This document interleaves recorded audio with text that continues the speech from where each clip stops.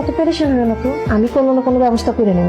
পরে আল্লাহ আছে না, এই কিছু না কিছু ব্যবস্থা করে দেবো। তার থেকে বড় কথা, কবিতার শ্বশুর বাড়ির ঝামেলাটা তো মেটান লাগবো আগে, লাগবো না? টাকা যদি না দিতে পারি, পরে যদি ওর শ্বশুর বাড়িতে কোনো সমস্যা হয়। আর কত করবি? ওর বাপে মরছে পর থেকে, তোর বুদ্ধি হয়েছে পর থেকে তুই সংসার চালাইতেছস, বোন গুলারে লেখাপড়া শিখাইছস, বিয়া শাদী দিতেছস, আমার ডাক্তার দেখাইতেছস, নিজের জীবনটার লেগে ভাববি না রে মা? তোর তো ঘর সংসারই ইচ্ছা হয়।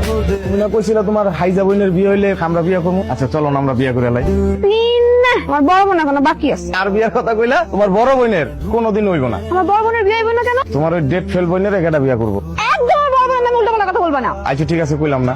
শোনো, এতদিন তুমি আমার যা কইছো আমি সব শুনছি, কিন্তু আজকে এখন থেকে আমি তোমার কোনো কথা শুনবো না। আর তুমি তোমার বোনের কাছে গিয়ে কি আমগো বিয়ার কথা কইবা, নাকি আমি নিজেই যাবো আমগো বিয়ার কথা কইতে? শুনো, তোমার কিছু করার লাগবে না, যা করার আমি করবো। টাইম আসো। আমি তোমার বেশি টাইম দিতে পারবো না, টাইম মাত্র 1 সপ্তাহ। যা করার এর ভিতরে করতে হইব।